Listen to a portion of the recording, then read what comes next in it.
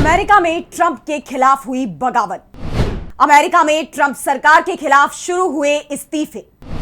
Israel ने America को मुसीबत में फंसाया। ब्रिटेन का दावा, ईरान से जंग की नहीं थी जरूरत। ईरान के साथ जंग लड़कर अमेरिका मुसीबत में फंस गया है।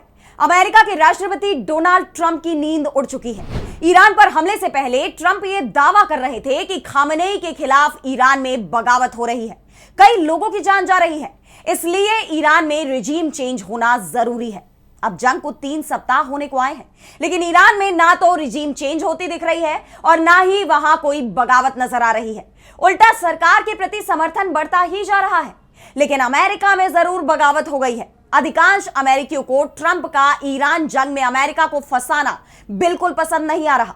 ट्रंप की लोकप्रियता तेजी से गिरती जा रही है और अब अमेरिका में ट्रंप सरकार के खिलाफ बगावत हो गई है।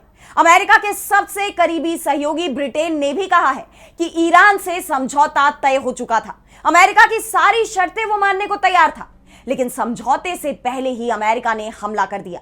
अमेरिका ने शांति को छोड़कर जंग को चुना। ट्रंप का यह फैसला गलत था, जिसने पूरी दुनिया को संकट में डाल दिया है। लेकिन अब अमेरिका में हुई बगावत के बाद ट्रंप और भी बड़ी मुश्किलों से घिर गए हैं और इसी पर आज हम अपनी स्पेशल रिपोर्ट में करेंगे बात। नमस्कार, मैं आराधना।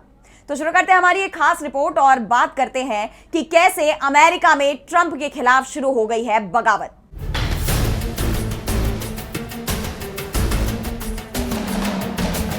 तो डोनाल्ड ट्रंप के खिलाफ अब अमेरिका में ही बगावत हो गई है। यूएस काउंटर टेररिज्म सेंटर के प्रमुख जो केंट ने अपने पद से इस्तीफा दे दिया है। उन्होंने अपने इस्तीफे की वजह ईरान के साथ जारी युद्ध को बताया। कहा है कि मैंने काफी सोच विचार करने के बाद इस्तीफा देने का फैसला किया है। डोनाल्ड ट्रंप ने अमेरिका को जंग में फंसा दिया है। ईरान के साथ जो जंग चल रही है वो किसी भी तरह से अमेरिकी लोगों के लिए फायदेमंद नहीं है। मैं किसी भी कीमत पर जंग का समर्थन नहीं कर सकता। राष्ट्रपति ट्रंप को लिखे पत्र में उन्होंने कहा है कि जून 2025 तक आप समझते थे कि मध्य पूर्व के युद्ध अमेरिका के लिए फंदा है। इन युद्धों ने हमारे देश के सच्चे सैनिकों की कीमती जानें ली और राष्ट्र की संपत्ति और समृद्धि को नुकसान पहुंचाया। लेकिन अब राष्ट्रपति ट्रंप को गुमराह कर दिया गया है। मीडिया, इजरायल के उच्च अधिकारी और लॉबी ने मिलकर यह भ्रम फैलाया कि ईरान अमेरिका के लिए तत्काल खतरा है और जल्दी हमला करके आसानी से जीत हासिल की जा सकती है। ईरान से हमारे देश को कोई तत्काल खतरा नहीं था और यह साफ है कि हमने ये युद्ध इजरायल और उसकी शक्तिशाली अमेरिकी लॉबी के दबाव में शुरू किया है।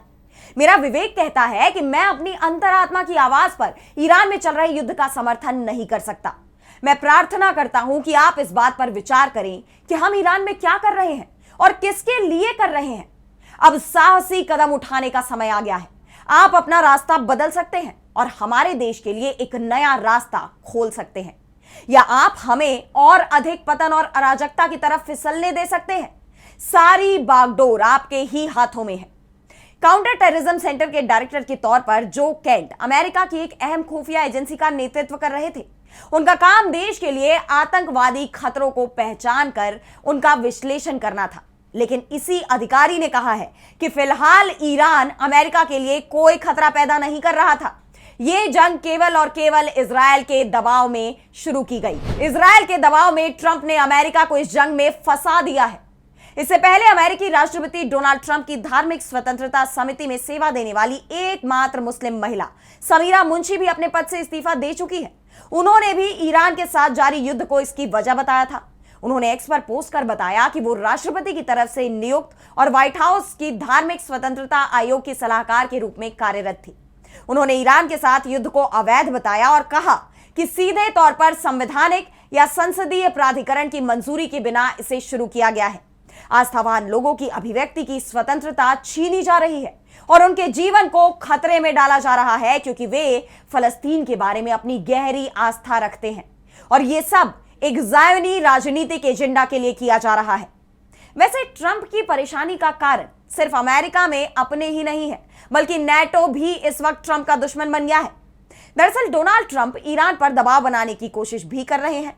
उन्होंने इसके लिए नेटो से भी मदद मांगी। ट्रंप चाहते हैं कि नेटो और दूसरे देश भी हॉर्मुज स्ट्रेट को खुलवाने के लिए आगे आए। उन्होंने जापान, दक्षिण कोरिया, चीन, ऑस्ट्रेलिया, ब्रिटेन और फ्रांस का भी नाम लिया है। हालांकि किसी भी देश ने इसमें कोई दिलचस्पी नहीं दिखाई। ट्रंप की अपील के बावजूद इनमें से किसी भी देश ने अपना जहाज हॉर्मूज में नहीं भेजा। ऑस्ट्रेलिया ने तो साफ तौर पर इनकार कर दिया, जबकि जापान ने कानूनों का हवाला दिया। यूरोपीय संघ ने भी साफ कह दिया कि यह काम हमसे नहीं हो पाएगा। अमेरिका को यूरोप से उम्मीद नहीं रखनी चाहिए। तो चीन ने भी चुप्पी साध ली है, जिसके बाद ट्रंप अब धमकी पर उतर आए हैं। ऐलान कर दिया है कि एक बार जंग रुक जाए फिर नेटो को भी देख लेंगे। वो चीन को भी धमका रहे हैं, बीजिंग को याद दिला रहे हैं कि हॉर्मुज स्ट्रेट से होकर उसका 90% तेल जाता है। दावा तो यहां तक किया जा रहा है कि ट्रंप ने चीन की यात्रा को भी टाल दिया है। लेकिन अमेरिका को सबसे बड़ा झटका अगर किसी ने दिया है तो वो ब्रिटेन ने दिया है। ब्रिटेन के बारे में अब तक तो यही माना जाता था कि वो अमेरिका के हर फैसले में उसका साथ देता है, लेकिन ईरान जंग में ब्रिटेन ने भी अमेरिका से दूरी बना ली है। दरअसल ईरान और अमेरिका में हुई न्यूक्लियर बातचीत को लेकर एक नई रिपोर्ट सामने आई है, जो ईरान के उस दावे पर मुहर लगा रही है जिसमें ईरान ने कहा था कि बातचीत के बीच में अमेरिका और इजराइल ने धोखा देकर जंग शुरू कर दी। ब्रिटिश अखबार द गार्जियन ने दावा किया है कि ब्रिटेन के राष्ट्रीय सुरक्षा सलाहकार जोनाथन पावेल अमेरिका और ईरान के बीच हुई आखिरी बातचीत में शामिल हुए थे और उन्होंने ये राय दी थी कि तेहरान ने अपने परमाणु कार्यक्रम को लेकर जो प्रस्ताव दिया था वो इतना अहम था कि उससे युद्ध की नौबत को टाला जा सकता था। पावेल का मानना था कि जेनेवा में बातचीत में कुछ प्रगति हुई है और ईरान की तरफ से रखा गया समझौता हैरान करने वाला था। अपनी रिपोर्ट में द गार्जियन ने दावा किया है कि एक पूर्व अधिकारी ने बताया कि ट्रंप के विशेष दूत विटकॉफ और ट्रंप के दामाद जेरेड कुशनर अपने साथ अमेरिका की कोई तकनीकी टीम नहीं लाए थे। उन्होंने अंतरराष्ट्रीय परमाणु ऊर्जा एजेंसी यानी IAEA के महानिदेशक राफेल मारियानो ग्रोसी को विशेषज्ञ के तौर पर इस्तेमाल किया, लेकिन यह उनका काम नहीं है। इसलिए जोनाथन पावेल अपनी खुद की टीम ले गए और बातचीत में जब ईरानियों ने प्रस्ताव रखा तो उसे देखकर ब्रिटेन की टीम हैरान रह गई, क्योंकि यह कोई पूरी डील नहीं थी, लेकिन इसमें कुछ प्रगति हुई थी और यह ईरानियों का अंतिम प्रस्ताव होने की संभावना कम थी। ब्रिटिश टीम को उम्मीद थी कि बातचीत का अगला दौर जेनेवा में हुई प्रगति के आधार पर आगे बढ़ेगा। बातचीत का अगला दौर 2 मार्च को वियना में होना था, लेकिन वो कभी हुआ ही नहीं। अमेरिका और इजराइल ने 2 दिन पहले ही यानी 28 फरवरी को अपना जोरदार हमला शुरू कर दिया, जिसके बाद इस पूरे क्षेत्र में जंग भड़क उठी और यही कारण है कि ब्रिटेन इस जंग में उतरने के लिए हिचकिचा रहा है। वैसे सिर्फ ब्रिटेन ही नहीं, फ्रांस, जर्मनी, इटली सहित तमाम देश ये साफ कर चुके हैं कि वो ईरान जंग का हिस्सा नहीं बनेंगे और इसका कारण भी साफ है कि जंग में जाने से पहले अमेरिका ने किसी की भी राय नहीं ली थी।